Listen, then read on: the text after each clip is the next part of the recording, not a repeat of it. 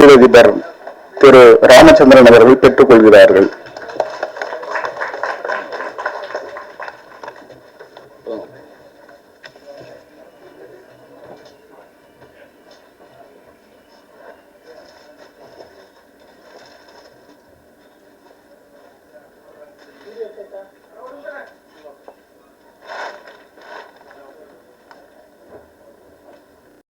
சங்கரி அவர்கள் உரையாற்றுவார்கள்.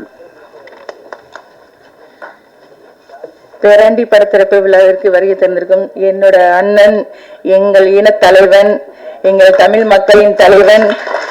இரண்டாவது என்னன்னா, நாங்கெல்லாம் ஒரு உயிர் மூச்சாக நாங்க நினைச்சுக்கிட்டு இருக்கிற எங்க அண்ணன் அவர் வந்திருக்கிறதுனால என்ன பேசுறதுன்னு எனக்கு தெரியல. மிகவும் சிறப்பாக இந்த படம் இருக்கணும் மட்டும் எனக்கு நல்லபடியா ஆணித்தனமாக இருக்கின்றது. அண்ணன் அவர்களை என்னோட முதல் பையன் பிரசவத்துக்கு முதல் நாள் அண்ணாவை ஈரோட்டில் ஒரு கூட்டத்தில் சந்திச்சேன். அப்போ பிரசவத்த டைம்லயே நான் போனேன். ஆனால் அண்ணனை பார்த்து வயிற்றுக்குள்ள தான் இருந்தான். இன்னைக்கு வரைக்கும் அவரோட வழியிலேயே தான் அவன் போயிட்டு இருக்கான். லண்டனில் அவன் படிச்சுக்கிட்டு இருக்கான். பார்லிமெண்ட்ல அமித்ஷா அவர்களோட பேச்சை எதிர்த்து லண்டன்ல ஒரு மாணவன் போராடிட்டு இருந்தான்னு சொல்லிட்டு நியூஸ் வந்தது. அதுல என் பையன் தான் அவன். ஏன்னா அண்ணனோட வழியிலேயே தான் இன்று வரை அண்ணன் வழியிலேயே தான் அவன் வந்துகிட்டு இருக்கான். எங்கள் எல்லாருமே அதனால என்னோட தலைவன், என்னோட அண்ணன் எல்லாரும் வந்திருக்கிறதுனால ரொம்ப சந்தோஷமா, இதுக்கு மேல வரவேற்கிறதுக்கு எதுவுமே இல்லை. இந்த படம் ரொம்ப சிறப்பு மிக்கதாக அமையும் என்று நான் வணங்கும் இறைவனை நான் வணங்கிக் கொள்கிறேன். நன்றி, வணக்கம்.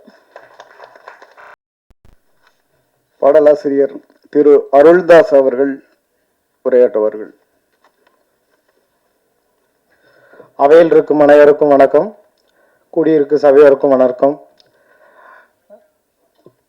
அண்ணன் அரவிந்த் அண்ணனுக்கும் எனக்கு வாய்ப்பளித்த டைரக்டர் தங்கமணி சார் அவர்களுக்கும், முனைவர் அண்ணன் பேர் சொல்ற கூட எனக்கு வயசு கிடையாது, தலைவர் அவர்களுக்கும் என்னுடைய மனமார்ந்த நன்றி. நாமெல்லாம் ஒரே மண்ணில் தான் பிறந்தோம், ஒரே மண்ணில் தான் வளர்ந்தோம். இதுதான் உண்மை, இதுதான் உண்மை. ஒரே மண்ணில் பிறந்தோம், ஒரே மண்ணில் வளர்ந்தோம். ஆனால் நாமெல்லாம் ஒன்றா அப்படின்னு பார்த்தா அது ஒன்றும் ஆகாது. இதை தான் சார் சொல்ல வந்தார். இதை தான் சார் சொல்லியிருக்காரு. தம்பி, இந்த எவெல்லாம் பெரிய வெஞ்சனவான்றான்னா அவனுக்கெல்லாம் நம்ம ஒரு இந்த படத்து மூலிமா ஒரு விஷயம் சொல்லணும்டா அப்படின்னு அப்போ சார் சொன்னார். சார் சொல்லி சுச்சுவேஷன் சொல்லி என்னைய பாட்டு எழுத சொன்னார். அதுக்கேற்ப மாதிரி நான் எழுதியிருக்கிறேன். கண்டிப்பாக படம் பெட்டராக வந்திருக்கு, சாங் அருமையாக வந்திருக்கு. நீங்கள் எல்லாருமே அந்த படத்துக்கு சப்போர்ட் பண்ணணுன்னு கேட்டுக்கிறேன். அம்பேத்கர், புரட்சியாளர் அம்பேத்கர் அவர் வழியில் ஒரு சில அவரை பற்றி படம் எடுக்கணும்னா 1000 படத்துக்கு மேலே சொல்லலாம். அதில் ஒரு சின்ன ஒரு க்ளூ தான் இந்த படம். ஸோ மீதியெல்லாம் நான் ஓப்பனாக சொல்ல முடியாதுன்னு நினைக்கிறேன். நன்றி, வணக்கம். பாடலாசிரியர் திரு சிவலிங்கம் அவர்கள் பேசுவார்கள். இந்த பேராண்டை படத்திற்காக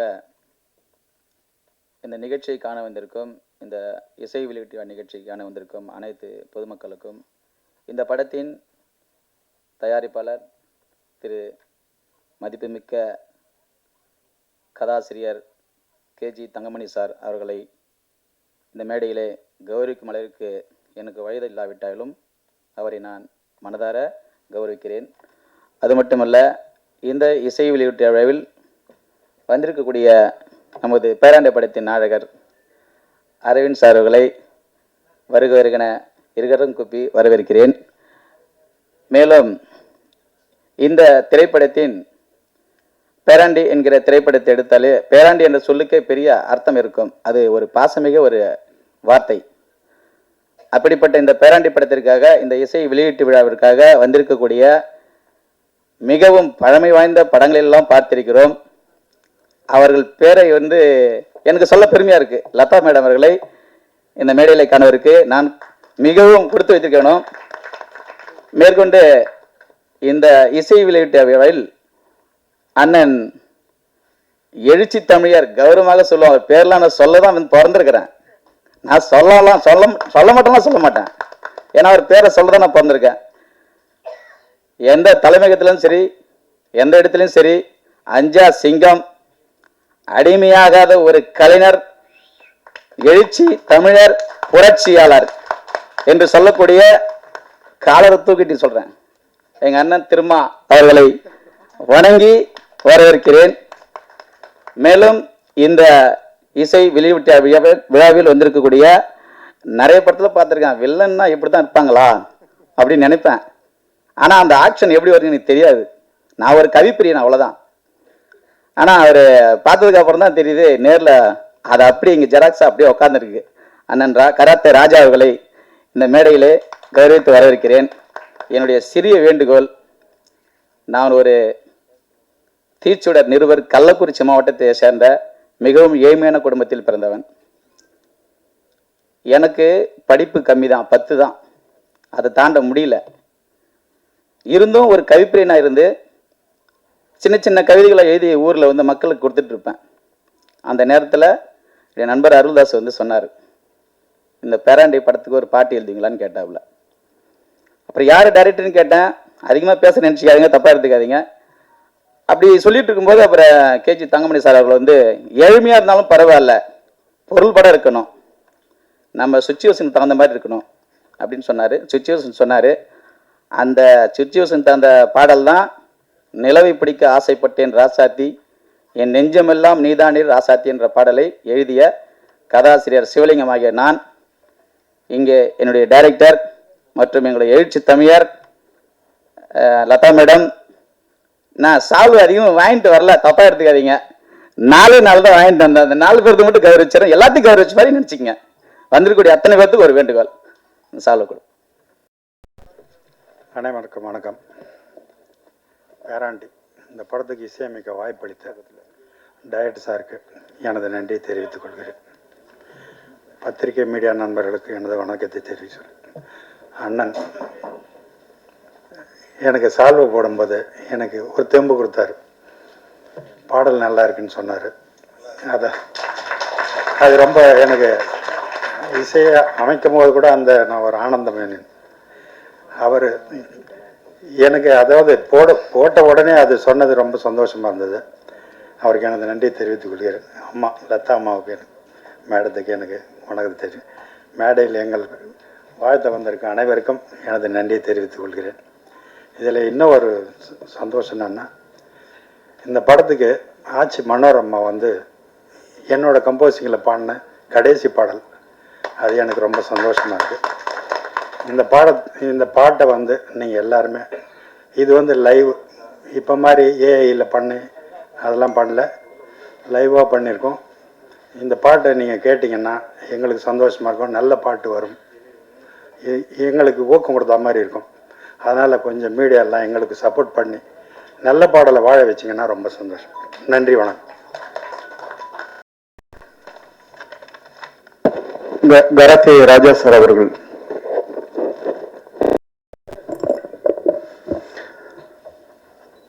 இந்த விழாவுக்கு வந்திருக்கும் உங்கள் அனைவருக்கும், மேடையில் அமர்ந்திருக்கும் அனைவருக்கும், இந்த பட விழாவிற்கு சிறப்பு விருந்தினராக வந்திருக்கும் தலைவர் அண்ணன் அவர்களுக்கு என் மனம் நிறைந்த அன்பு நிறைந்த வணக்கம்.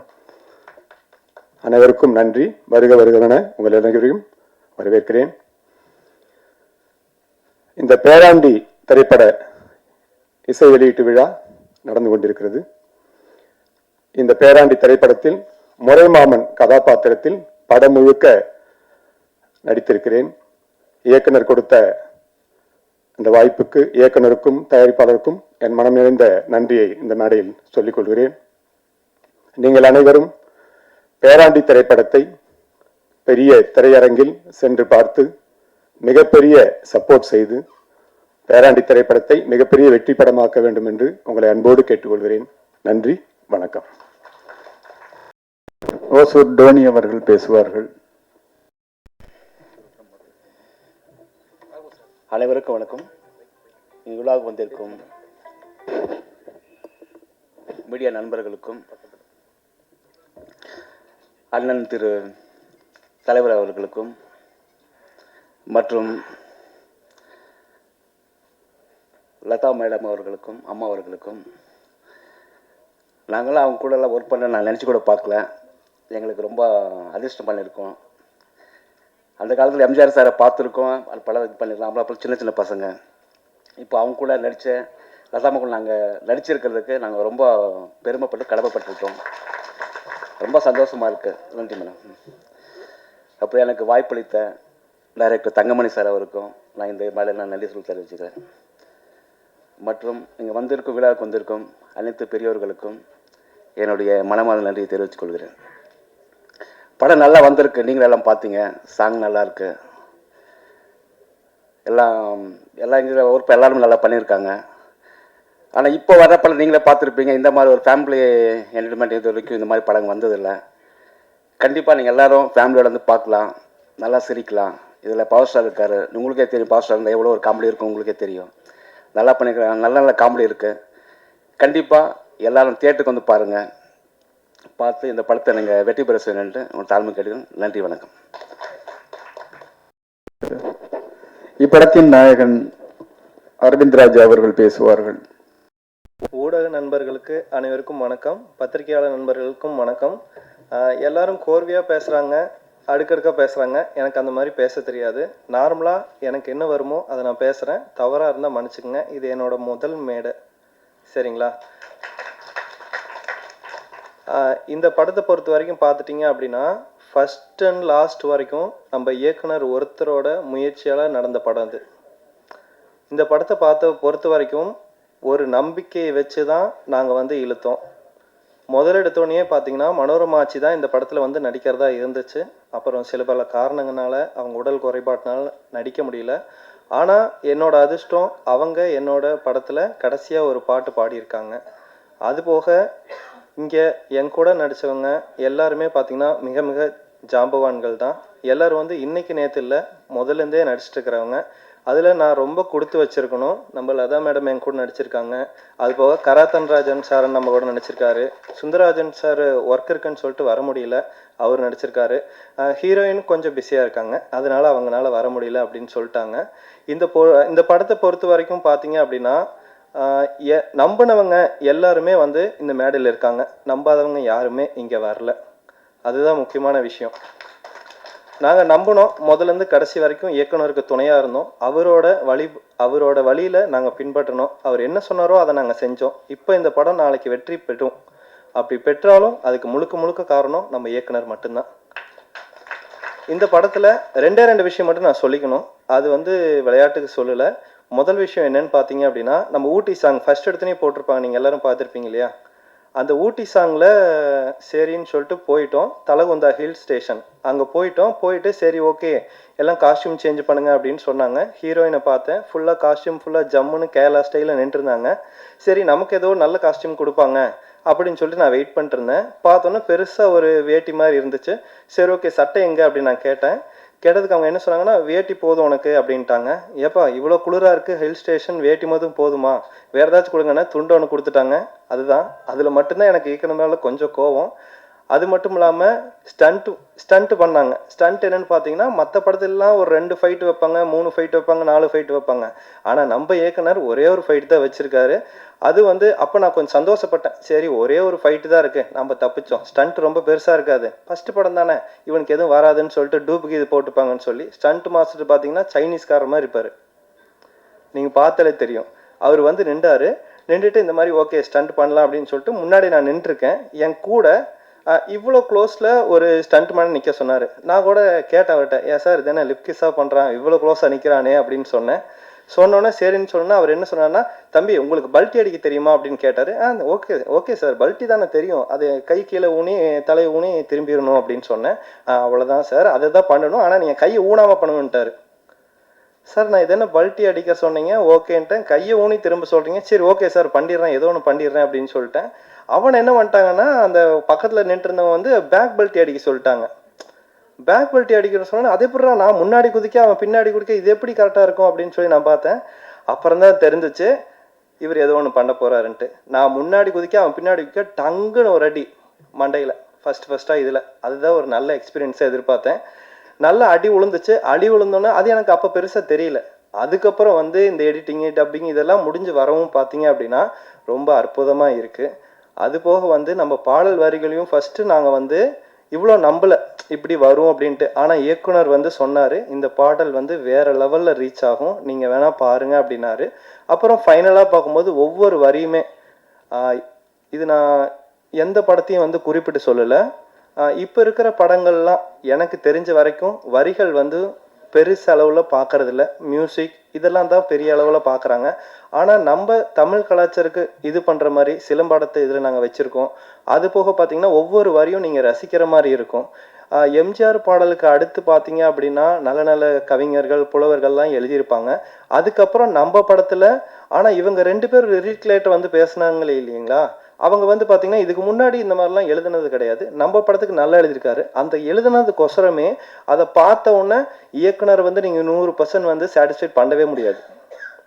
நான் கண்ணால் பார்த்த விஷயங்கள் தான் சொல்கிறேன். இயக்குனர் வந்து 100% வந்து உங்களால் சாட்டிஸ்ஃபைடே பண்ண முடியாது.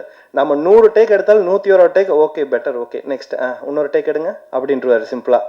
அதே மாதிரி பண்ணிட்டு இருப்பாங்க.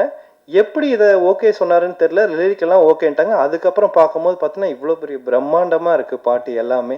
நீங்கள் ஸ்க்ரீனில் பார்த்துருப்பீங்க.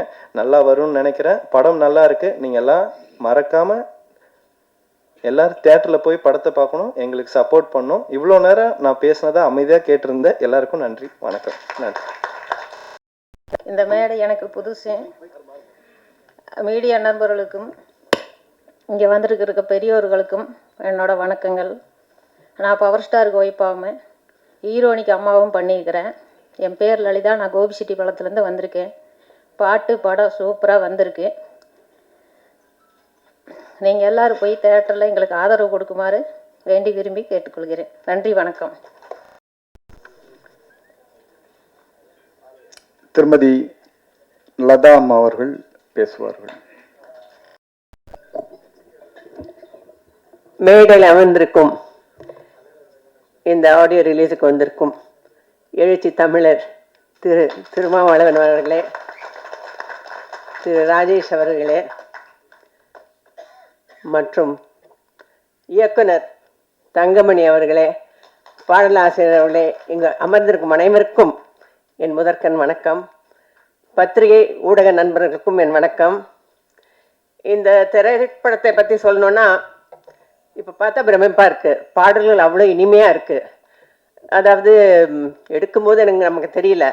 படமும் நம்ம தமிழ் கலாச்சாரத்தை அதை சொல்கிற மாதிரி இருக்குது. இப்போ வர படங்கள்லாம் நீங்களே பார்க்குறீங்க. ஏன்னா பாடல்கள்லாம் அதனோட கருத்தே இல்லை. இப்போ 50 வருஷம் 60 வருஷம் பாடல் கூட அந்த இனிமை இருக்குது அந்த லிரிக்ஸ்க்கு. இப்போல்லாம் இன்ஸ்ட்ருமெண்டல் டாமினேஷன் தான் நிறையா இருக்குது. அது ஒன்றும் சொல்ல, இந்த காலத்து யங்ஸ்டர்ஸுக்கு பிடிக்குதுன்னு சொல்லி எடுக்கிறாங்க. அதை நம்ம ஒன்றும் சொல்ல முடியாது. ஆனால் இதை ரொம்ப அருமையாக எடுத்திருக்காரு இயக்குனர். அவரை வந்து என்னை வந்து இந்த ரோல் பண்ண சொன்னார். நான் கொஞ்சம் யோசித்தேன், இது வேணுமா பண்ணணுமான்னு. இல்லைம்மா நீங்கள் பண்ணீங்கன்னா நல்லா வரும், நீங்கள் பண்ணணும். அதே மாதிரி மனோரமா ஆட்சி கூட பேசினாங்க, நீங்கள் பண்ணால் ரொம்ப நல்லா இருக்கும், நான் ரொம்ப சந்தோஷப்படுவேன் நாங்கள். அதனால் பண்ணியிருக்கேன். படத்தை நடித்த கதாநாயகன் கதாநாயகி மற்றும் வில்லன் எல்லாருமே ரொம்ப சூப்பராக நடிச்சிருக்காங்க. எல்லாம் இந்த காலத்து யங்ஸ்டர்ஸ் ரொம்ப திறமையானவங்க. அவங்களெல்லாம் நீங்கள் ஆதரிக்கணும். இந்த படத்தை பெரும் வெற்றி ஆகணும்னு வேண்டிக்கிறேன். ஏன்னா இப்போதான் வேணால் படங்கள்லாம் வரதும் தெரியல போகிறதும் தெரியல. அப்புறம் ஏன்னா எல்லாம் அந்த இதெல்லாம் பார்க்க மொபைல்லே பார்த்துடுறாங்க. எங்கள் காலத்துலலாம் 25 வாரம் 200 நாள் ஒன்று படங்கள்லாம் இருக்குது. இப்போ நம்ம ஹீரோ சார் ஒன்று சொன்னார். அவர் சொன்னது சரிதான். ஆனால் ஒன்று சொல்கிறேன். நான் நடிக்க வந்து உலகம் சுற்றுவாள்னு வந்து 73 ரிலீஸ் ஆச்சு. 73 52 வருஷத்துக்கு மேலே ஆயிடுச்சுன்னு வச்சுக்கோங்களேன். இப்போ சொன்னார், என்னை வந்து இப்படி குதிக்க சொன்னாங்க, அப்படி குதிக்க சொன்னாங்க. இது ஒரே ஒரு சின்ன இது சொல்கிறேன். காஷ்மீரில் ஷூட்டிங். திரு NT ராமாராவ் அவர்கள் தான் கதாநாயகர். அதாவது அந்த ஐஸில் ஸ்கேட்டிங் பண்ணோம், ஐஸில் சறுக்கிக்கிட்டு வரணும். எனக்கு இவ்வளோட ஷார்ட் ட்ரெஸ் கொடுத்துட்டாங்க. அவர் ஃபுல்லாக பேண்ட்டு ஷர்ட் போட்டு வந்துட்டாரு. என்ன பண்ண முடியும்? சறுக்கின்னு வந்து எனக்கு அப்படியே நடுங்கிடுச்சு. போனேன்னு கொடுத்துங்க சொல்கிறேன். இதெல்லாம் சகஜம்தான் இண்டஸ்ட்ரியில். இல்லை சும்மா ஒரு தமாஷ் சொன்னேன், தப்பாக சொல்லலை, நீங்கள் சொன்னதுக்காக சொல்கிறேன். இதெல்லாம் வந்து எனிவே அந்த படம் அந்த காலத்து படங்கள் வந்து நான் நடிச்சிருக்கேன். புரட்சித் தலைவர் எம்ஜிஆர் தான் என்னை அறிமுகப்படுத்தினார். பின்னர் நடிகர் திலகம் சிவாஜி அவர்களுடனும் திரு கமலஹாசனும் ரஜினி அவர்களுடன் தமிழ் தெலுங்கு கன்னடம் மலையாளம் 250 படங்களுக்கு மேலே நடிச்சிருக்கேன். அதுக்கப்புறமா 2வது திரைப்பயணம் தொடங்கிச்சு. நான் கொஞ்ச நாள் சிங்கப்பூரில் இருந்தேன். அப்புறம் மறுபடியும் வந்து ராஜ்கிரண் ஃபோர்ஸ் பண்ணார், மறுபடியும் நடிக்க வச்சாங்க. அப்புறம் ராதிகா சொல்லிச்சு, நீங்கள் சீரியல் படமே வேண்டாம், ராதிகா சீரியல் ஒரு லாங் ஜேர்னி. இதை கொடுத்த எல்லாருக்கும் ரொம்ப நன்றி. இன்னைக்கு வரைக்கும் பாராட்டிட்டு இருக்கீங்க. இங்கே இருக்கிற அனைவருக்கும் என் வாழ்த்துக்கள். இந்த படம் மிகப்பெரிய வெற்றியட என்னுடைய மனமான வாழ்த்துக்கள். இதுக்கு நீங்கள் ஊக்குவிக்க வேண்டும். நன்றி, வணக்கம்.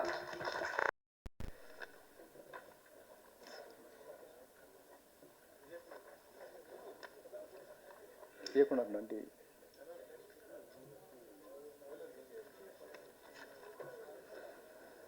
படத்தின் இயக்குனர் திரு தங்கமணி சார் அவர்கள் பேசுவார்.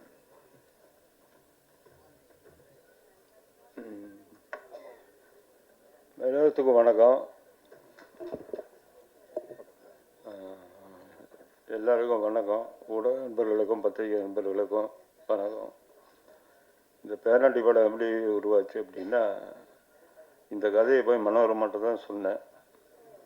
மனோரமா பார்த்துட்டு பண்ணலாம் அப்படின்னாங்க. அப்புறம் அது அப்படியே இருக்கும்போது மனோரமா உடல்நிலை சரியில்லைங்கிறதுனால பண்ண முடியல. அதுக்கப்புறம் இந்த கேரக்டருக்கு யாரை பண்ணலாம் அப்படின்னு யோசிச்சுட்டு வரும்போது பார்த்தா, நம்ம லதா மேடம் வந்து அந்த கேரக்டர் கரெக்டாக இருக்கும் அப்படின்னு சூஸ் பண்ணிவிட்டு அவங்ககிட்ட போய் இந்த கதையை சொன்னேன். அப்போ அவங்க கதையை தான் கேட்டு, இதை நான் பண்ணணுமா, இவ்வளவு அந்த மனோரமா கேரக்டர் மாதிரி என்னால் பண்ண முடியாது, இது ஏன் ஸ்டைலில் பண்ணுறதுன்னா பண்ணுறேன் அப்படின்னாங்க. நான் சொன்னேன், சரி ஓகே உங்கள் ஸ்டைல்லையே பண்ணுங்க அப்படின்னு. அப்புறம் அப்போவே போட்டோ ஷூட்டு அங்கே அவங்க வீட்லேயே போட்டோ ஷூட் எடுத்து ஸ்டில்ஸு பார்த்தோம். ஸ்டில்ஸ் ஒர்க் அவுட் ஓகேவா இருந்தது. உடனே சொன்னேன், மேடம் இந்த கேரக்டருக்கு நீங்கள் ஆப்டாக இருப்பீங்க, நீங்களே பண்ணுங்க அப்படின்னு. ஓகே ரைட் பண்ணுவோம் அப்படின்னாங்க. அப்புறம் தான் போய் நேராக ஸ்பாட்டுக்கு போனோம். கோபிச்செட்டிப்பாளையம் போனோம். நீட்டாக எடுத்தோம். இது வந்து முழுக்க ஒரு வில்லேஜ் சம்மந்தப்பட்ட கதைன்னு வச்சுங்களேன். ஃபேமிலியோடு உட்காந்து படம் பார்க்குற மாதிரிங்க. ஒரு பேரனுக்கும் பாட்டிக்கும் உண்டான பாசங்கள் என்ன அப்படிங்கிறத வச்சு இந்த கதையை உருவாக்கியிருக்கோம். ஸோ அப்போ அந்த பேரனுக்கு வந்து ஒரு பெரிய இடத்துல லவ் வந்துடுது. அந்த லவ் எகென்ஸ்ட் வருது. அந்த எகென்ஸ்டை வந்து எப்படி சமாளிக்குது பாட்டியினுடைய திறமையால் தான் சமாளித்து அந்த பேரனுக்கு வந்து அவனை வந்து ஆளாக்கி உருவாக்கி அந்த கதையில் அந்த பொண்ணை வந்து அவனுக்கு கட்டி வைக்குதா இல்லையா அப்படிங்கிறது தான் கிளைமேக்ஸுங்க. அப்போ இதில் வந்து ஜனரஞ்சகமாக இருக்கிற போது பார்த்தீங்கன்னாக்கா உங்களுக்கு சாங்கு 5 சாங்கு, அந்த 5 சாங்குக்கு உண்டான லொக்கேஷன்னு பார்த்தீங்கன்னாக்கா யாருமே போகாத இடங்களில் போய் எடுத்தோம். கோபிச்செட்டிப்பாளையத்துலேங்க, கோபி, ஊட்டி, பொள்ளாச்சி, இந்த 3 இடத்துல யாரும் போயிருக்கக்கூடாது அப்படிங்கிற மாதிரி மைண்டில் வச்சுக்கிட்டு அந்த மாதிரி இடங்களை தேடி போய் ஒவ்வொரு நாளும் அதுக்காக ரிஸ்க் எடுத்து அந்த இடத்த ஷூட் பண்ணி அதுக்கு தகுந்த மாதிரி நாங்கள் ஷூட் பண்ணோம். இப்போ நீங்கள் படம் பார்க்கும்போது பார்த்தீங்கன்னா கண்ணுக்கு குளிர்ச்சியாகும்.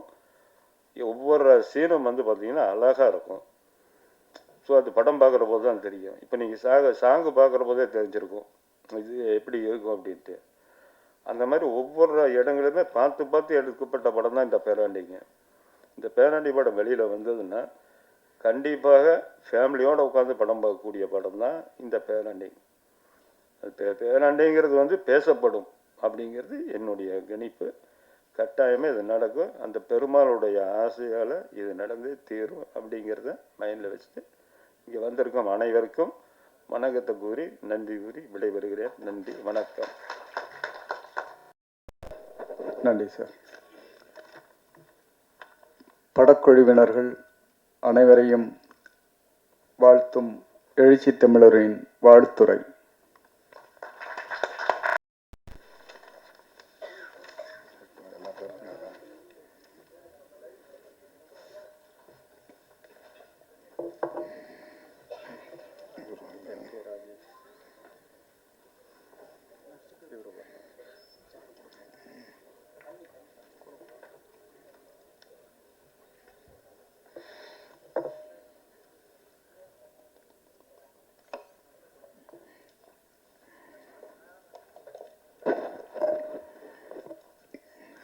பார்ந்த பேராண்டி என்னும் திரைப்படத்தின் இயக்குனர் மதிப்பிற்குரிய தங்கமணி அவர்களே, இந்த படத்தின் தயாரிப்பாளர் Veda media entertainment, Padma Kandasamy estates நிறுவனர் மதிப்பிற்குரிய MK ராஜேஷ் அவர்களே, அவரோடு வருகை தந்திருக்கிற தொழிலதிபர் புதுச்சேரி ராமச்சந்திரன் அவர்களே, இந்த திரைப்படத்திற்கு சிறப்பு சேர்க்கும் வகையில், பெருமை சேர்க்கும் வகையில்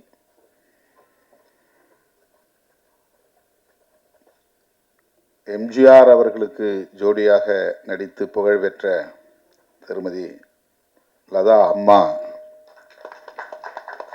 அவர்களே, படத்தின் கதாநாயகன் தம்பி அரவிந்தராஜ் அவர்களே, இந்த படத்திற்கு உயிரூட்டக்கூடிய வகையில் சிறப்பான இசையை அமைத்திருக்கிற இசையமைப்பாளர் திரு ஹிதேஷ் முருகவேல் அவர்களே, இணை தயாரிப்பாளர் திருமதி லலிதா அவர்களே, நடிகர் அன்பு சகோதரர் கராத்தே ராஜா அவர்களே, பாடலாசிரியர் சிவலிங்கம் அவர்களே, பாடலாசிரியர் அருள்தாஸ் அவர்களே, ஓசூர் டோனி அவர்களே, தங்கை வழக்குரைஞர் திருமதி உமா சங்கரி அவர்களே, ஒளிப்பதிவாளர் திரு மகிபாலன் அவர்களே, மற்றும் இந்த நிகழ்வை ஒருங்கிணைத்துக் கொண்டிருக்கிற தொகுப்பாளர் VM ஆறுமுகம் அவர்களே, இந்த திரைப்படத்தை சார்ந்த திரைப்பட குழுவை சார்ந்த கலைஞர்களே, திரளாக கூடியிருக்கிற தமிழ் சொந்தங்களே, உங்கள் அனைவருக்கும் என்னுடைய அன்பார்ந்த வணக்கத்தை தெரிவித்துக் கொள்கிறேன். இயக்குனர் தங்கமணி அவர்களும் இணை தயாரிப்பாளர் திருமதி லலிதா அவர்களும் கடந்த வாரம் என்னை நேரிலே சந்தித்து இந்த நிகழ்வில் பங்கேற்க வேண்டும் என்று அழைப்பு விடுத்தார்கள். பல்வேறு பணிச்சுமைகள் என்னை ஆக்கிரமித்திருக்கிற சூழலில் இதில் பங்கேற்பதில் எனக்கு ஒரு தயக்கம் இருந்தது. ஆனாலும் இருவருமே விடாப்பிடியாக நீங்கள் வர வேண்டும், நீங்கள் சொல்லுகிற நாளில் நிகழ்ச்சியை நாங்கள் ஒருங்கிணைக்கிறோம், உங்களுக்கு தோதான ஒரு நாளை சொல்லுங்கள் என்று அன்பு கட்டளையிட்டார்கள். ஆகவே இந்த நாளில் நான் உங்கள் முன்னால் நின்று கொண்டிருக்கிறேன். இந்த வாய்ப்பை எனக்கு வழங்கிய இயக்குனர் தங்கமணி அவர்களுக்கு முதலில் என்னுடைய நெஞ்சார்ந்த நன்றியை உரித்தாக்குகிறேன். இப்போதெல்லாம் திரைப்படங்களுக்கு வைக்கிற பெயர்களே வித்தியாசமாகத்தான் இருக்கின்றன. லதா அம்மா அவர்கள் சொன்னதைப் போல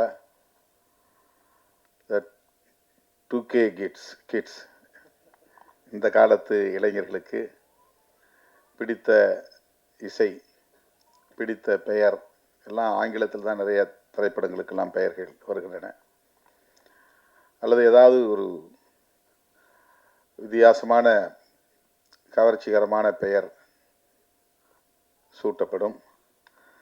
ஆனால் இயக்குனர் தங்கமணி அவர்கள் துணிந்து நம்முடைய தமிழ் மரபை போற்றும் வகையில் ஒரு நல்ல தமிழ் பெயரை, குடும்ப பெயரை திரைப்படத்திற்கு சூட்டியிருக்கிறார். இதுவே அவருடைய துணிச்சலுக்கு ஒரு சான்று என்று நான் கருதுகிறேன். பேராண்டி என்று சொல்லுகிற போதே தாத்தாவோ பாட்டியோ இதில் முக்கியமான பாத்திரம் வகிக்கப் போகிறார் என்று நமக்கு தெரிய வருகிறது. அந்த பெயரிலே குடும்ப பெயராகவும் அமைந்திருக்கிறது. ஒரு குடும்ப திரைப்படம் என்பதையும் இந்த பெயர் நமக்கு சொல்லாமல் சொல்லுகிறது. இப்போ வரக்கூடிய திரைப்படங்களில் நிறைய அரசியல் நெடி உண்டு. சில படங்களில் சாதி பெருமிதம் உண்டு.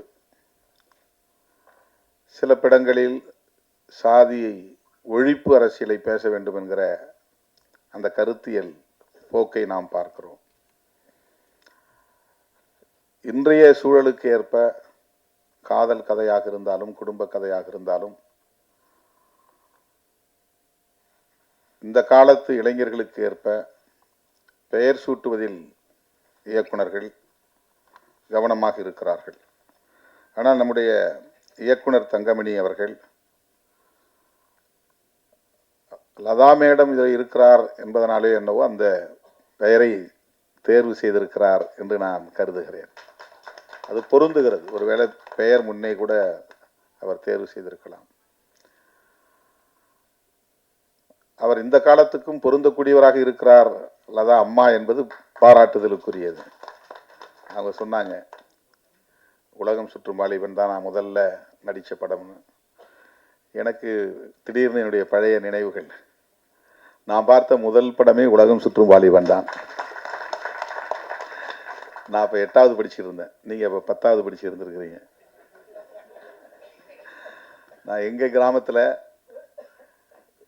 கரும்பு வெட்டுற தொழிலாளிகளோட கருப்பங்காட்டில் இருந்தேன் வேலை செஞ்சுக்கிட்டு. லீவு நாள்லாம் வேலைக்கு போவோம். சும்மா ஒரு சம்பளத்துக்கு போகிறதில்ல, சும்மா போகிறது. அம்மா இருக்கிறாங்க அப்பா இருக்கிறாங்கன்னு காட்டுக்குள்ளே போவோம். கருப்பங்க செவலையில் நின்றுட்டு வேலை செய்கிறது, கரும்பு ஒடிச்சு திங்கிறது, அந்த மாதிரி. அப்போ கருப்பம்பால் வந்து வெள்ளம் காய்ச்சிற இடத்துல ஒரு பெரிய கொப்பரையில் கருப்பம்பால் கருப்பஞ்சாறை கொட்டி பால் இந்த வெள்ளம் காய்ச்சுவாங்க. அந்த மனம் அப்படி இருக்கும், அருமையாக இருக்கும். அந்த வெள்ளத்தை காய்ச்சிற போது பக்கத்தில் இருந்து கேட்கும். அதில் அந்த அந்த கொப்பரைக்கு கீழே அந்த இதை எடுத்து போடுறாங்க பாருங்கள், கருப்பன் சக்கையை எடுத்து போடுவாங்கல்ல. அவர் வந்து என்னை கேட்டார், தம்பி இன்றைக்கி நாங்கள் சினிமாவுக்கு போகிறோம் வரியா அப்படின்னு என்னை கேட்டார். நான் கீழே நின்றுட்டு இருந்தேன். எட்டி பார்த்தோம், உள்ள திக்குதுன்னு எரியுது அப்படியே. அவர் தூக்கி போடுறாரு கருப்பன் சக்கையை. நான் அதை வேடிக்கை பார்த்துக்கிட்டு இருந்தேன். அவர் வந்து எங்கள் அப்பாவுக்கு நண்பர். அவர் என்கிட்ட இந்த ஆசையை தூண்டி விட்டார், சினிமாவுக்கு போகிறோம்.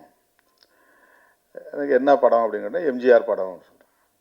எங்கே போகணுன்னா திட்டக்குடின்னு ஒரு ஊருக்கு, நகரத்துக்கு. அது எங்கள் ஊர்லேருந்து நடந்து தான் போகணும், பஸ்ஸெலாம் கிடையாது. 8-10 கிலோமீட்டர். இதை எப்படி எங்கள் அப்பாவிட்ட போய் சொல்கிறது, எனக்கு பயம். ஏன்னா சினிமாவுக்குலாம் போனால் அது குற்றம்னு எங்கள் ஊரில் அப்போ ஒரு மைண்ட் செட்டு. சினிமா பார்க்குறதுலாம் தப்பு. எப்படி பீடி சிகரெட்டு குடிக்கிறது தப்போ, அப்படி சினிமா பார்க்குறது தப்புங்கிற ஒரு உளவியல் எனக்கு ரொம்ப காலமாக இருந்துச்சு. அது ஹாஸ்டலில் கூட யாராவது சினிமாவுக்கு போனால் திருட்டுத்தனமாக தான் போய் பார்த்து வரணும். அதுக்கு வார்டன் கூப்பிட்டு அடிப்பார். நீ சினிமா பார்க்குற அளவுக்கு போயிட்டியா வளர்ந்துட்டியா அப்படின்னு கையை நீட்ட சொல்லி அடிப்பாங்க, முட்டி போட வைப்பாங்க. அந்த மாதிரி ஒரு சூழலில் படம் பார்க்குறதுக்கு ரொம்ப தயக்கமாக இருந்துச்சு. எங்கள் அப்பாவிட்ட போய் நீங்கள் கேளுங்க அப்படின்னு அவர்கிட்ட சொன்னேன். அவர் உடனே எங்கள் அப்பாவிட்ட கேட்டார். அவருக்கு விருப்பம் இல்லை, இருந்தாலும் வந்து நீ பத்திரமா போய் அழைச்சிட்டு திருப்பி கொண்டு வந்து விட்டுருவில்ல, ஒன்றும் பிரச்சனை இல்லைன்னு அவர் கேட்டார். உடனே அவர் ஆமான்னு சொல்லிடுறாரு. அவரோட நான் போய் பார்த்தேன். எனக்கு கதையும் புரியல, ஒன்றும் புரியல. ஏதோ டிஷின் சண்டை. அதில் எம்ஜிஆரை பார்த்தேன், அம்மாவை அப்போ முதல்ல பார்த்துருக்கேன். அவ்வளவு பிறகு இப்போ நான் நேரில் பார்க்குற ஒரு வாய்ப்பு, அந்த திரைப்படத்தில் பார்த்த அம்மாவை இன்னைக்கு பக்கத்தில் உட்கார்ந்து பார்க்குற ஒரு வாய்ப்பு கிடைத்தது. எண்ணி அவர் மேடையில் பேசும்போது தோணுச்சு. வந்து உட்கார்ந்ததும் கேட்டேன், எந்த வருஷம் அது அப்படின்னு கேட்டேன். அது 1973 கரெக்டு. நான் 8வது படிக்கும்போது அந்த படம் வந்துச்சு திட்டக்குடியில். இன்னைக்கு அவ்வளவு பெரிய பாரம்பரியமுள்ள 250 திரைப்படங்களை நடித்த அம்மாவை கொண்டு வந்து இந்த படத்தில் ஒரு முக்கியமான கதாபாத்திரத்தில் நடிக்க வச்சிருக்கிறார் நம்முடைய இயக்குனர் தங்கமணி. இந்த காலத்து இளைஞர்களுக்கு ஏற்ப டைட்டில் படத்துக்கு பேர் வைக்கணும். இந்த காலத்து இளைஞர்களுக்கு ஏற்ப பாடல் வரி புரியாத இசையை, அதான் அவங்க சொன்னாங்க இன்ஸ்ட்ருமெண்டல் டாமினேஷன். நாங்கள் ஒரே இறைச்சலாக உட்காந்து மியூசிக் மட்டும்தான் கேட்கும். நமக்கு வரி என்னான்னு உத்து கவனிச்சாதான் வரி தெரியும். நிறைய பாடல்களில் வரியே கேட்காது, என்னதான் லிரிக்ஸ்னே தெரியாது நமக்கு. ஆனால் பழைய பாடல்கள்லாம் பாருங்கள், இசையும் அவ்வளவு இனிமையாக இருக்கும், வரிகள் நம் மனசில் ஆழமாக பதியும். அது கண்ணதாசன் எழுதின பாடலாக இருந்தாலும் சரி, மருதகாசி எழுதுகிற பாடலாக இருந்தாலும் சரி, உடுமலை நாராயணகவி எழுதிய பாடலாக இருந்தாலும் சரி, வாலி எழுதிய பாடல்களாக இருந்தாலும் சரி, அந்த வரிகள்லாம் அவ்வளவு அருமையான வரிகள், ஊக்கம் தரக்கூடிய வரிகள், நம்முடைய மனதில் ஆழமாக பதியக்கூடிய வரிகள், வார்த்தைகள். அதுக்கு உயிரூட்டக்கூடிய வகையில் இசை இருக்கும். இளையராஜா அவருடைய இசையெல்லாம் கிராமத்தை அந்த அளவுக்கு கிராமங்களை ஆட்டி படைத்தது. இந்த ஆட்டுக்கார அலமேலு, அன்னக்கிளி, இந்த படங்கள்லாம். இப்போது தங்கமணி அவர்கள் படத்தை பார்த்தா தான் தெரியும். இப்போ இந்த காலத்துக்கு ஏற்ப சப்ஜெக்ட் அதில் இருக்குதுன்னு நினைக்கிறேன். ஏன்னா பேராண்டி வந்து விரும்புகிற பொண்ணை திருமணம் பண்ணி வைக்கிற கதை. இந்த திருமணம்னாலே இங்கே சாதி குறுக்கிடும். அகமண முறைங்கிறது தான் சமூகத்தில் இருக்கிற நடைமுறை. சட்டத்துக்கு புறம்பான ஒரு நடைமுறை தான், ஆனால் அதுதான் சமூக நடைமுறையாக இருக்குது. ஒரே சாதிக்குள்ளே தான் திருமணம் பண்ணணும் அப்படிங்கிறது நீண்ட காலமாக இருக்குது. சட்டம் அதை தடை செய்யலை, ஆனாலும் அப்படி ஒரு நடைமுறை அது பல்வேறு பிரச்சனைகளுக்கு இடம் கொடுக்கிறது. அது தொடர்பாக கொலை வரையிலும் போயிடுறாங்க. ஆணவ கொலைகள்லாம் நடக்குது. திரைப்படத்துக்குள்ள காதலை எப்படி வச்சிருக்கிறான்னு தெரியல. ஆனால் அந்த பாடல் காட்சிகளை நம்ம பார்க்கிற போது பாடல்களும் பொருள் புதிந்ததாக இருக்கிறது.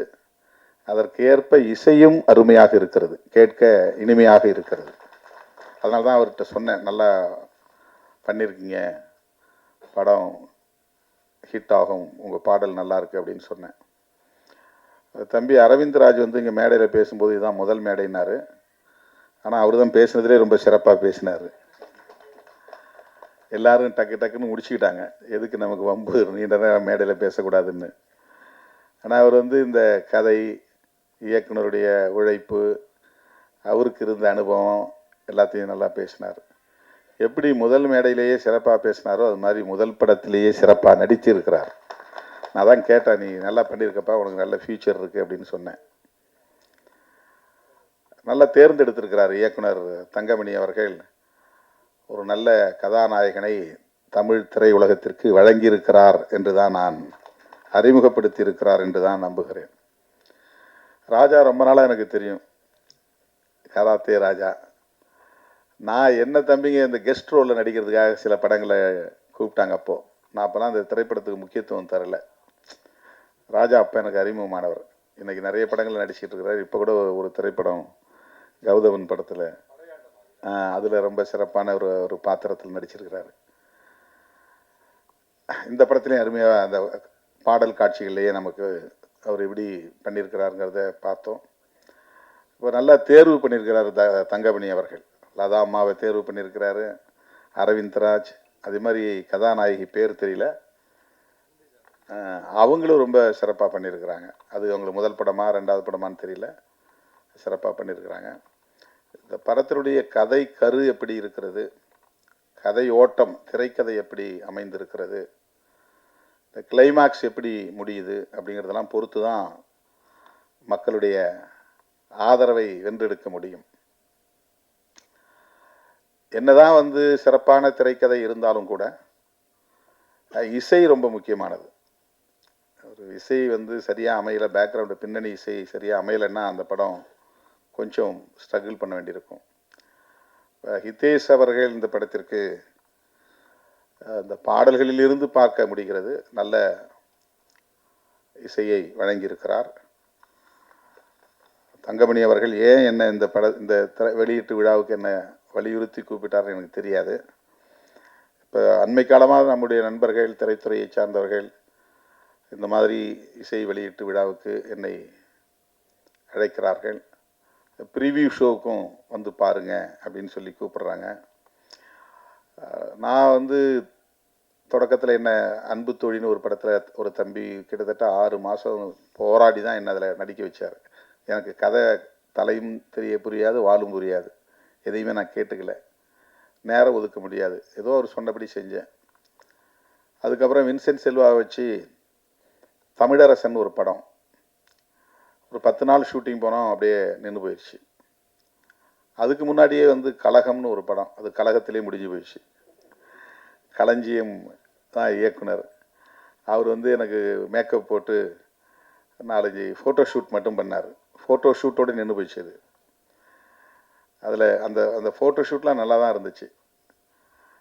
அந்த படத்தை ஒரு ஷூட்டிங்கே போக முடியாமல் போயிடுச்சு, வெறும் ஃபோட்டோ ஷூட்டோடு நின்று போயிடுச்சு. அதுக்கப்புறம் அந்த தமிழரசன்.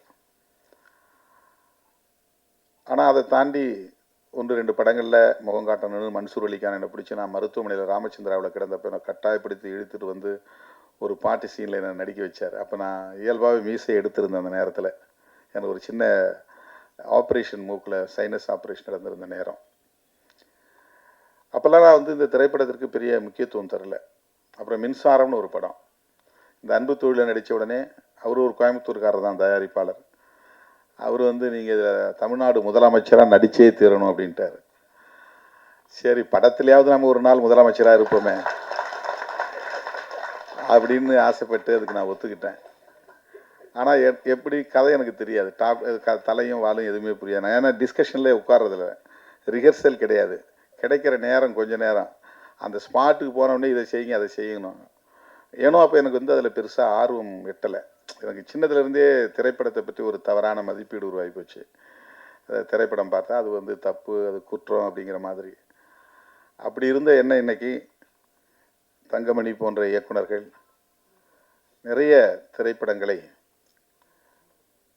இது மாதிரி இசை வெளியீட்டு விழா, பிரிவியூ ஷோ போன்றவற்றில் பங்கேற்க செய்வது இந்த திரையுலகத்தின் வலிமை என்ன என்பதை புரிந்து கொள்ள பயன்படுகிறது. இது எவ்வளவு முக்கியத்துவம் வாய்ந்த ஊடகம். இன்னைக்கு தமிழ்நாடு அரசியலே தொடர்ந்து திரை கவர்ச்சியின் கட்டுப்பாட்டுக்குள் இருக்கிறது என்பதை நாம் பார்க்க முடிகிறது. ஒரு காலத்தில் எம்ஜிஆர், அதன் பிறகு அவருடைய கலையுலக வாரிசுகள் பலர் கட்சி, பாக்கியராஜ் போன்றவர்கள்லாம் கட்சியை தொடங்கினாங்க. சிவாஜி கணேசன் அவர்களும் கட்சியை தொடங்கினார். அப்புறம் விஜயகாந்த், அப்புறம் சரத்குமார், டி ராஜேந்தர், இப்படி பல பேர் திரைத்துறையில் தீவிரமான ஈடுபாடு உள்ளவர்கள் கட்சி தொடங்கினார்கள். கலைஞரும் திரைத்துறையில் ஈடுபாடு உள்ளவர் தான். இன்றைய முதல்வரும் திரைப்படத்தில் ஓரிரு படங்களில் நடித்தவர் தான். ஜெயலலிதா அம்மையார் திரைத்துறையிலிருந்து வந்தவர் தான். இப்போ விஜய் வரையிலும்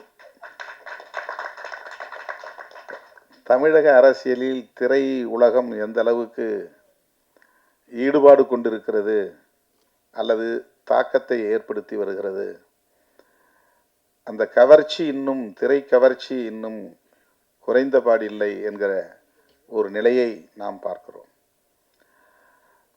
இந்தியா முழுக்க எல்லா மாநிலங்களிலும் திரைப்படங்கள் எடுக்கப்படுகின்றன. திரை நாயகர்கள் பலர் புகழ்பெற்று விளங்குகிறார்கள். ஒவ்வொரு மாநிலத்திலும் சூப்பர் ஸ்டார் இருக்கிறாங்க. ஆனால் தமிழ்நாட்டில் தான் நிறைய star, super star, supreme star, ultimate star, power star. நம்ம படத்தில் பவர் ஸ்டார். இந்த பவர் ஸ்டாருங்கிற பேர் நான் தான் வச்சேன். அவர் வந்து எனக்கு ரொம்ப நெருங்கிய ஒரு சகோதரர்.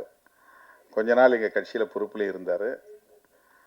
அவர் ஒரு நிகழ்ச்சியில், அவருடைய பிறந்த நாள் விழாவை ஒரு நிகழ்ச்சியில் அவருக்கு இந்த அவருடைய கூட இருந்த நண்பர்கள் எல்லாம் இந்த பேரை வைக்கணும்னு சொன்னப்போ, நான் பவர் ஸ்டார்னு ஆங்கிலத்தில் வருது, ஏதாவது தமிழில் சொல்லுங்க என்ன. எல்லாரும் மாதிரி ஆங்கிலத்தில் என் பேர் வைக்கணும். இல்லை அதெல்லாம் தமிழ்லாம் வச்சா ஈடுபடாது, பவர் ஸ்டார்னு சொல்லுங்கன்னு என்ன கட்டாயப்படுத்தினாங்க. ஆனால் அது நான் வச்சுங்கிறதுனால ஆகலை, அவருடைய உழைப்பால் அந்த பேர் நல்லா ரீச் ஆயிடுச்சு மக்கள்கிட்ட. இப்போ நம்ம பேராண்டி படத்துலையும் பவர் ஸ்டார் நடிச்சிருக்கிறார் அப்படிங்கிறத பார்த்தது, நான் அவரை பார்த்தவொடனே எனக்கு ஒரு மகிழ்ச்சி ஆயிடுச்சு. அவர் தங்கமணி வந்து என்னை பார்த்தபோது சொன்னார், பவர் ஸ்டார் இதில் நடிச்சிருக்காரு. நான் அன்றைக்கி வருவார்னு எதிர்பார்த்தேன், அவர் வரல. எந்த மாநிலத்திலும் திரைத்துறை அரசியலில் பெரிய தாக்கத்தை ஏற்படுத்தவில்லை. மம்முட்டி இருக்கிறார் கேரளாவில், இங்கே கன்னடத்தில் ராஜ்குமார் இல்லை, அவர் இங்கே என்டிஆர், இங்கே எம்ஜிஆர், ரெண்டு பேர் தான் வந்து அரசியலில் ஒரு பெரிய மாற்றத்தை திரைத்துறையின் மூலமாக ஏற்படுத்தியவர்கள். அவரும் கட்சி ஆரம்பித்த 5 வருஷத்தில் ஆட்சி பிடிச்சார். இவர் கட்சி ஆரம்பித்த 7 வருஷத்தில் ஆட்சி பிடிச்சார். ஆனால் இன்னும் தமிழ்நாட்டுக்குள்ள திரைத்துறை சார்ந்தவர்கள் இயக்குனராகவோ, இசையமைப்பாளராகவோ, அல்லது கதாநாயகராகவோ, கதாநாயகியாகவோ நடித்தவர்கள் சோஷியல் மீடியாவில் ரொம்ப ஆழமாக சிந்திக்கிறவங்களாம் இருக்கிறாங்க. ரொம்ப நாமே அது ஆச்சரியப்படக்கூடிய அளவுக்கு. அருமையில் ஒருத்தர் எழுதியிருந்தான், இராணுவத்துறையில் வேலை செஞ்சவங்க ரிட்டையர் ஆகிட்டு வாட்ச்மேன் வேலைக்கு போகிறாங்க, திரைத்துறையில் ரிட்டையர் ஆகுறவங்களாம் சிஎம் ஆக்குறாங்க. தமிழ்நாட்டு அரசியல் அப்படி இருக்குது அப்படின்னு. இராணுவத்துறையில் ரிட்டையர் ஆகிறவங்களாம் வாட்ச்மேன் வேலை மாதிரி ஏதாவது ஒரு டிபார்ட்மெண்ட்டுக்கு போகிறாங்க. ஆனால் திரைத்துறையில் ரிட்டையர் ஆகிறவங்க அல்லது விஆர்எஸ் கொடுக்குறவங்க வாலண்டரியாக கொடுத்துட்டு வராங்க இல்லையா. இன்னும் என்னால் 200 கோடி 300 கோடி சம்பாதிக்க முடியும், ஆனாலும் நான் அதை விட்டுட்டு வரேன் அப்படிங்கிறது. பட் இங்கே அவங்கெல்லாம் வந்து முதலமைச்சர் கனவோட வராங்க அப்படின்னு சொல்கிறாங்க. ஏதோ ஒரு வகையில் திரைப்படம் அல்லது திரைத்துறை தமிழர்களை ஆளுமை செய்கிறது, ஆதிக்கம் செய்கிறது. இப்போ நான் என்ன யோசிக்கிறேன் அப்படின்னா, 15-20 வருஷத்துக்கு முன்னாடியே எனக்கு இந்த துறையில் கதவு திறந்தது, சிவப்பு கம்பளம் விரிக்கப்பட்டது. பல பேர் கூப்பிட்டாங்க, நான் அதை ரொம்ப அவாய்ட் பண்ணிட்டேன். இப்போ உங்களை மாதிரி இயக்குனர்கள் வந்து அழைத்து இந்த நிகழ்ச்சிகள் எல்லாம் பங்கேற்க செய்கிற போது இந்த கலை எந்த அளவுக்கு மக்களோடு நெருக்கமானதாக இருக்கிறது. மக்களை பற்றி தானே திரைத்துறை பேசுகிறது, மக்களிடமிருந்து அந்நியப்படவில்லை. மக்களுடைய அன்றாட வாழ்க்கையை, வாழ்வியலை, அவர்கள் எதிர்கொள்ளுகிற சவால்களை, நெருக்கடிகளை அழகியலாக கொண்டு வந்து நம் கண்முன்னே நிறுத்துகிறார்கள், கோர்வைப்படுத்தி கொண்டு வந்து நிறுத்துகிறார்கள். இசை பின்னணியோடு அதற்கு பெரும் அளவில் உயிர்ப்பை கொடுக்கிறார்கள். அதில் வருகிற இசையும் ஒளி வெள்ளமும் காணும் மக்களின் கவனத்தை வெகுவாக ஈர்க்கிறது. இப்போ அதில் சொல்லப்படுகிற கருத்துக்கள் மக்கள் உள்ளத்தில் பதிகிறது. இப்போ மக்களிடமிருந்து அந்நியப்படுகிற ஒன்று அல்ல, அந்நியப்பட்ட ஒன்று அல்ல, மக்களின் இயல்பான வாழ்வியலை பேசுகிற ஒன்று.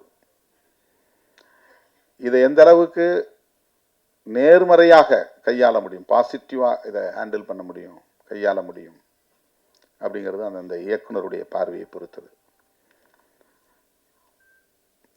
கதாநாயகனும் கதாநாயகியும் இயக்குனர் என்ன சொல்றாங்களோ அதை தான் செய்வாங்க. ஆனால் இயக்குனருடைய பார்வை முற்போக்கானதாக இருந்தால், ஜனநாயக பூர்வமானதாக இருந்தால், இளைய தலைமுறையை நல்வழிப்படுத்தக்கூடியதாக இருந்தால், திரைப்படங்கள் மிகப்பெரிய அளவிலே சமூக மாற்றத்தை உண்டு பண்ணக்கூடிய ஒரு சக்தியாக விளங்கும். அதில் பிற்போக்குத்தனமான கருத்துக்கள் இல்லாமல், குடும்ப படமாக இருந்தாலும் சரி, வெறும் காதல் படமாக இருந்தாலும் சரி, அரசியல் நெடி வீசுகிற படங்களாக இருந்தாலும் சரி, பிற்போக்குத்தனமாகவும் படம் எடுக்க முடியும், முற்போக்கு சிந்தனையோடவும் படம் எடுக்க முடியும். பழமைவாதத்தை ஆதரிக்கவும் முடியும், புதுமைகளை ஏற்று அதை ஜனநாயகப்படுத்தி மக்களிடத்திலே கொண்டு போய் சேர்க்க முடியும்.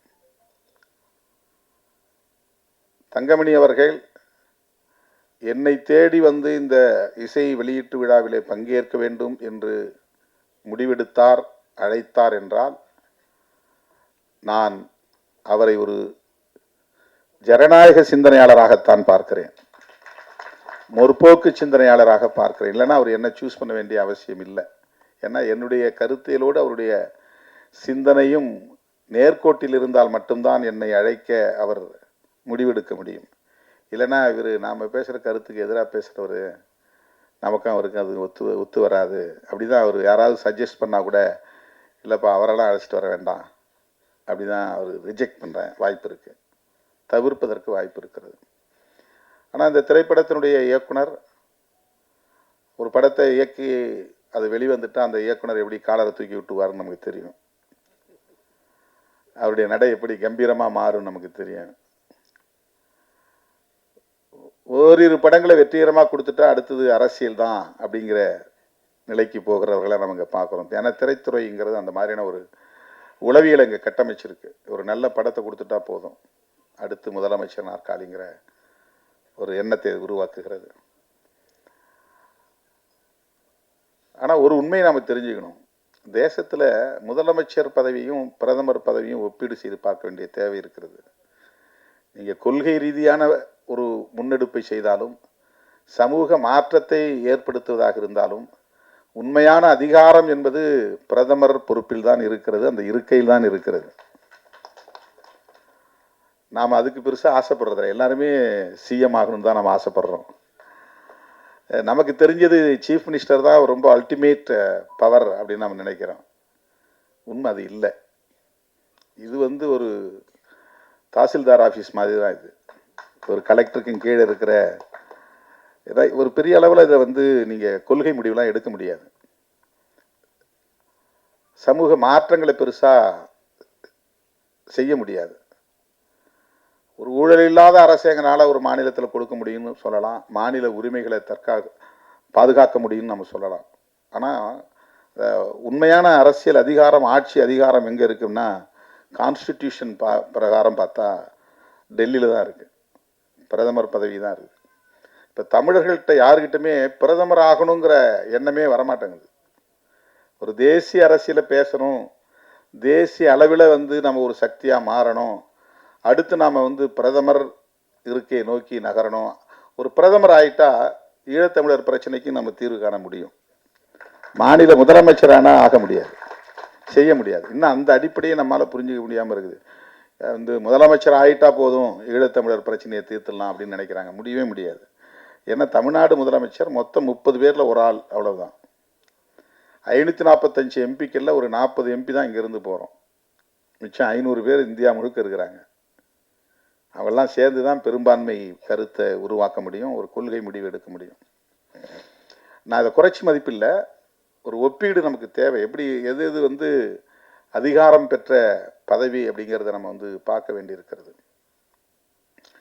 இப்போ எது எப்படி இருந்தாலும் திரைத்துறையில் நாம் பேசுகிற அரசியல், திரைப்படங்களில் நாம் பேசுகிற அரசியல், இன்றைக்கு உலகமே ஜனநாயகத்தை வலியுறுத்துகிற ஒரு இடத்தை அடைஞ்சிருக்கிறோம். ஏன்னா ஒரு காலத்தில் மன்னர் ஆட்சி காலம் இருந்துச்சு, அப்போ எதேச்சதிகாரமான போக்கு இருந்துச்சு. அதெல்லாம் இன்னைக்கு எந்த நாட்டிலும் இல்லை. எல்லா நாடுகளும் ஜனநாயக அரசுகளாக இன்னைக்கு மாறி இருக்கிறது. ஜனநாயகம்தான் 20ஆம் நூற்றாண்டின் மிகச்சிறந்த கண்டுபிடிப்பு. அதுதான் இன்னைக்கு நம்மளெல்லாம் இந்த சுதந்திரத்தை தருது. அதுதான் பேச வைக்குது. அதுதான் நம்மளை வந்து உரிமைகளை கோர வைக்குது. அதுதான் நம்மளை வந்து இப்படி ஒரு படம் எடுக்க முடியும் அப்படிங்கிற ஒரு சுதந்திரத்தை அது தருகிறது. ஜனநாயகம் தான் சுதந்திரத்தை தருகிறது.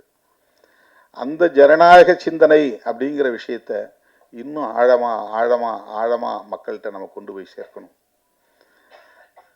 பாகுபாடு கூடாது, உயர்ந்தவன் தாழ்ந்தவன் பிறப்பின் அடிப்படையில் இல்லை, ஆணும் பெண்ணும் சமமானவர்கள்தான், எந்த பாகுபாடும் ஜெண்டர் டிஸ்கிரிமினேஷன் அப்படிங்கிறது கூடாது. இப்போ இதையெல்லாம் நாம் வந்து ஏதாவது ஒரு வசனத்தில் போகிற போக்கில் அதை சொல்லும்போது அது ஆழமாக ஒரு குழந்தையின் உள்ளத்தில் பதியும். சாதி பெருமிதம் பேசுறதுங்கிறது பழமைவாதம். சாதிலாம் வேண்டாம், நாம் எல்லாம் வந்து ஜனநாயகமாக சமத்துவமாக சகோதரத்துவமாக வாழ்வோம் அப்படின்னு சொல்கிறது இடதுசாரி அரசியல் முற்போக்கு சிந்தனை. அவ்வளோதான். இதில் ஒன்றும் பெரிய விஷயம் கிடையாது. நீ கம்யூனிஸ்ட் கட்சியில் சேர்ந்தாதான் ஒரு இடதுசாரி முற்போக்குன்னு அர்த்தம் கிடையாது. ஜனநாயகத்தை நம்பினாலே அது இடதுசாரி சிந்தனை தான், அது முற்போக்கு சிந்தனை தான். ஜனநாயகத்தை நம்புறதுங்கிறது வேற என்ன? சுதந்திரம், சமத்துவம், சகோதரத்துவம், அவ்வளவுதான் டெமோக்ரஸி. நான் பேசுறதுக்கு சுதந்திரம், நான் கருத்து சொல்றதுக்கு சுதந்திரம், நான் இந்த திரைப்படத்தை எடுக்கிறதுக்கு சுதந்திரம், இந்த மாதிரியான அரசியலை பேசுவதற்கு சுதந்திரம், இதெல்லாம் அனுமதிக்கிறது தான் ஜனநாயகம். அதை விட சகோதரத்துவங்கிறது தான் ரொம்ப முக்கியமானது. இது ரெண்டும் இருந்தால் தான் சமத்துவங்கிறதே நிகழும். இப்போ உலகம் முழுக்க என்ன போராட்டம் நடக்குதுன்னா, அது ஜென்சி ரெவல்யூஷன்றாங்க. இப்போது நேபாளத்தில் நடந்தது, இலங்கையில் நடந்தது, இப்போ மொரோக்காவில் அது நடந்துக்கிட்டு இருக்கு அப்படின்லாம் சொல்கிறாங்க. இந்த புதிய தலைமுறையின் புரட்சி அப்படின்னு சொல்கிறாங்க. இந்த இளம் தலைமுறையின் புரட்சி, இந்த சோஷியல் மீடியா தலைமுறையின் புரட்சி அப்படின்னு சொல்கிறாங்க. எதுவாக இருந்தாலும் ஒன்றுக்கு தான் போராடுறாங்க. என்னென்னா ஈக்குவாலிட்டிங்கிறது தான், சமத்துவங்கிறது தான். அதுதான் ஜனநாயக சிந்தனை. இப்போ அந்த உணர்வு தங்கமணி அவரிடத்திலே இருப்பதனால்தான் அவர் திருமாவளவனை தேடி வந்தார் என்று நான் நம்புகிறேன். அந்த உரிமையோடு உங்கள் முன்னால் நான் நிற்கிறேன். தங்கமணி அவர்களின் இந்த முயற்சி வெற்றி பெற வேண்டும். அவர் எடுத்திருக்கிற இந்த திரைப்படம், அவரே இங்கே சொன்னார், நான் சிறப்பாக பண்ணியிருக்கிறேன், இந்த படம் கட்டாயம் வெற்றி பெறும் உங்கள் ஆதரவோடு என்று சொன்னார். அவருடைய இந்த முயற்சி வெற்றி பெற வேண்டும், இந்த திரைப்படம் வெற்றி பெற வேண்டும். அதற்கு ஜனநாயக சிந்தனை உள்ள அனைவரும் ஆதரவு நல்க வேண்டும் என்று வேண்டுகோள் விடுத்து, இந்த திரைப்பட குழுவை சார்ந்த அனைவரையும் பாராட்டி வாழ்த்தி வாய்ப்புக்கு நன்றி கூறி முடிக்கிறேன். நன்றி, வணக்கம். பேராண்டி பட இசை வெளியீட்டு விழாவுக்கு வந்த அனைவருக்கும் நன்றி, வணக்கம்.